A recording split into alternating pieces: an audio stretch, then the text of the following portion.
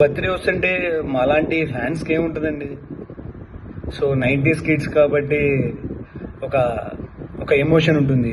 ఆయన సినిమాలు చూస్తే హిట్కి ఫట్కి ఆయనకి చూడని హిట్లు ఏంటండి, ఆయన చూడని ఫ్లాప్లు ఏంటండి. ఇంకా ఈ వయసులో ఆయన సినిమాలు చేస్తున్నారంటే జస్ట్ టు ఎంటర్టైనర్స్.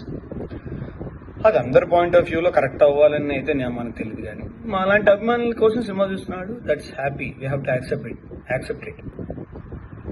సో నేను చందమామ చూసి ఎలా అయితే పెరిగానో, చిరంజీవి సినిమాలు చూస్తే అలాగే పెరిగాను. ఆయన అలాగే నిండు నూరేళ్ళు హాయిగా జీవించాలి. ఆయనకి ఎన్ని కష్టాలు వచ్చినా అలాగే నవ్వుతూ పైకి వచ్చాడు కాబట్టి మనం కూడా అలాగే కష్టపడి పైకి రావాలని కోరుకుంటున్నాం. తెలుగు సినీ చరిత్రలో ఆయనకంటూ ఒక శిస్తరమైన స్థానాన్ని సంపాదించుకున్నాడు. సో అంతకంటే ఏం చెప్తాం ఆయనకి.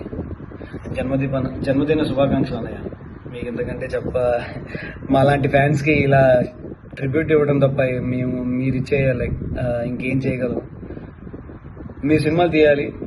మా పిల్లలకి మేము సినిమా ఈ రోజులో ఇలా చూస్తున్నారు, కానీ ఒకప్పుడు మేము సినిమాకి వెళ్ళాలంటే చిరంజీవి సినిమా ఫస్ట్ టికెట్ తెగాలి అంటే ఎన్ని తన్నులు తిన్నామో ఏంటో అది మాకు తెలుసు.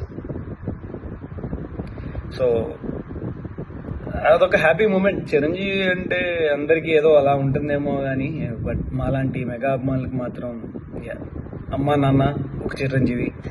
జై చిరంజీవ. హ్యాపీ బర్త్డే అనియా once again. Thanks a lot what you have done for us. జై హింద్.